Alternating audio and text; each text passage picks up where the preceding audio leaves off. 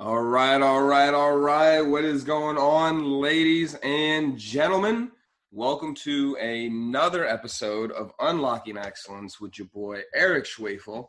It is great to be here with you today. I am super excited about today's podcast. It is going to be filled with a few golden nuggets and a few different ways to improve communication.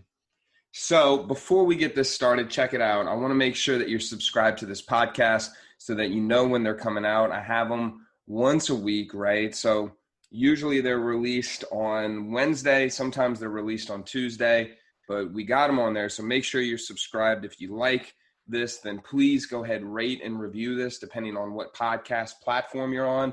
It really helps out reaching more people. And then last but not least, if you enjoyed this podcast, I would love it if you could share it out and you could let somebody else know about it, right?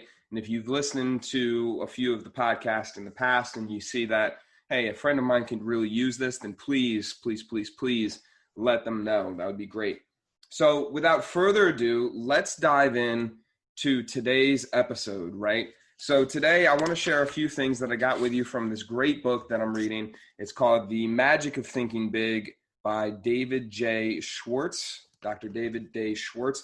And this book is filled all the way to the top with great things. And I'm not going to go deep into it, but later on in the book, he begins to speak on some principles, some success principles that we can use in order to help ourselves grow to a whole nother level, right? And that's what I was thinking is in line with the podcast. This podcast is about unlocking excellence in your everyday life. It's about finding the best way, the most effective way in doing things, and then doing those things, right, repeatedly so that you can get the results and you can live a better life. You don't have to put up with the bullshit of what people give and what you give yourself, right? You can get yourself out of that and you can find a different way, a more effective way of being you in the world, essentially. And so with that being said, sometimes that takes a little bit more design. And the reason for that is because we have so many things in our life that distract us, right? If you don't direct your attention, then somebody else is going to try to grab it and somebody else is going to try to direct it. That's just the way that marketing is. That's just the way that our lives are. It's always about capturing somebody's attention, getting their attention, focusing it, honing in on it, and then figuring out how they can monetize it. Excuse me. So with that being said, without further ado, let's get into this thing, right? The success building principles. So number one, the first success building principle that we're going to go over is you want to get a clear fix on where you want to go. Create an image of yourself 10 years from now, okay? So check it out. One of the things that we did last week, right, is we focused in on where you are. So if you didn't listen to that podcast, go back, listen to it, and figure out where you are now, okay? Figure out where you are now, what your actions are giving you, meaning what results are you getting from what you're doing right now. And it helps to really write this stuff out because we can think that we're doing a really good job, and then we see the numbers, we see the evidence, and we're like, oh shit, this isn't going as well as I thought, right? So get a really clear picture of where you are now and then create an image for yourself 10 years from now, right? We talk about that a little bit in the podcast last week, in your physical health, your mental health, your emotional health, your spiritual health, your financial health, your environmental health, your social health, your career health. Like in all these different areas, you want to make sure you know where you're heading and what possibly a level 10 or the best life is and what will work for you, all right? So number one, get a clear fix on where you want to go and create an image of yourself 10 years from now. Number two, write out your 10-year plan, okay? Your life is too important to be left to chance. Put down on paper what you want to accomplish in your work, your home, and your social departments, okay? You've got to write this stuff down, y'all. How many times have we said, I want to go and I want to get in shape, but we don't set a deadline. And then 3 years later, we're saying the same thing. I want to get in shape. Now, I'm speaking to the majority of people here now, right? There are a select group that are able to have a goal in mind, and then they're able to pinpoint that goal and straight go for it, win it, right? Unfortunately, I wouldn't say unfortunately, it's just the majority of people, right? They don't have that. We don't have that. What we want to make sure that we're doing is we're designing our life to the best that we absolutely can. All right. So with that being said, these success principles, they build off of each other, right? Number 3 is surrender yourself to your desires. Set goals to get more energy. Set goals to get things done. Set goals and discover the real enjoyment of living.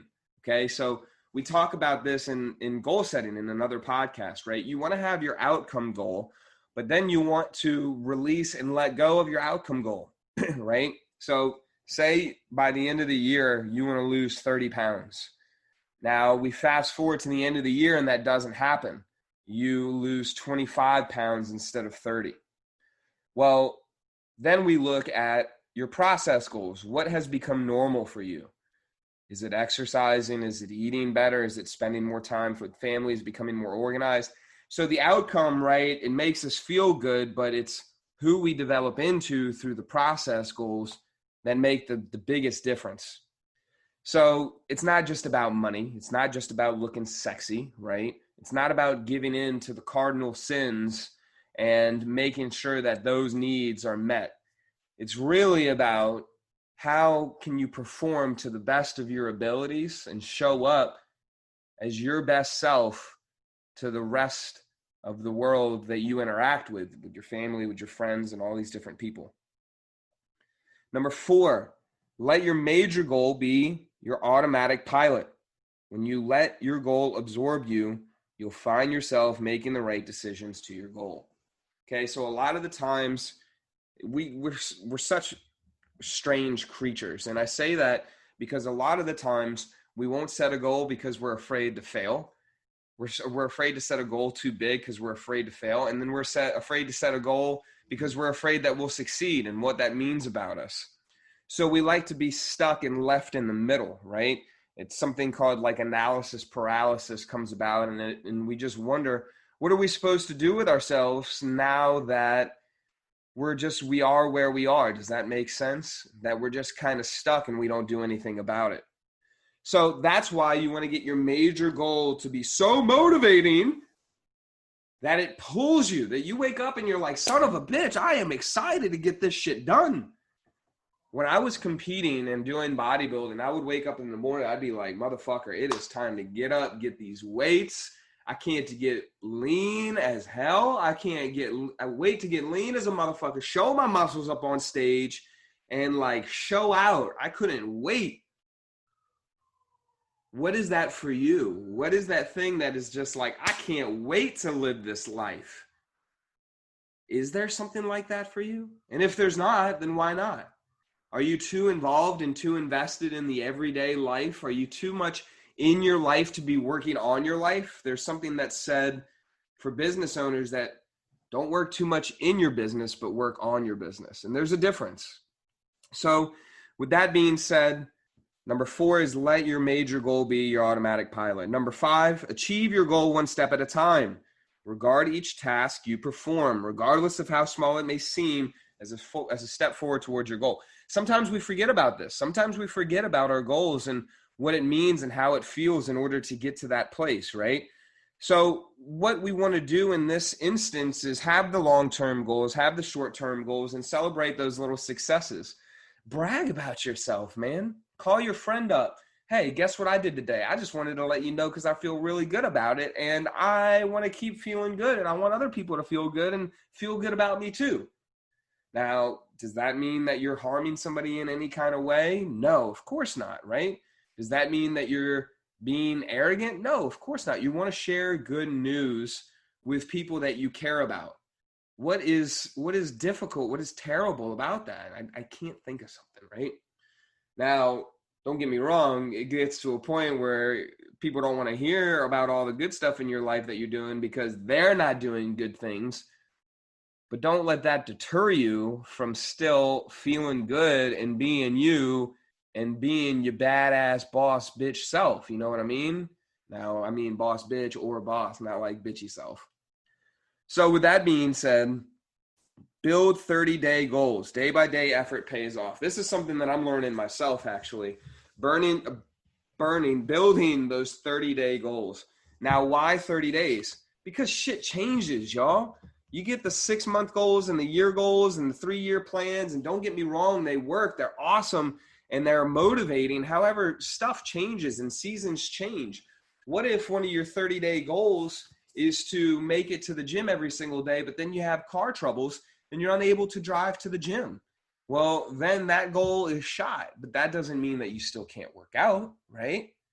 So there are certain things that we might need to do in order, and that's why we want to change and have 30-day sprints in order to get to our goals, because we're going to have to adjust our footing along the way, right?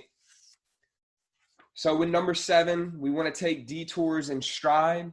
A detour simply means another route. It should never mean surrendering the goal.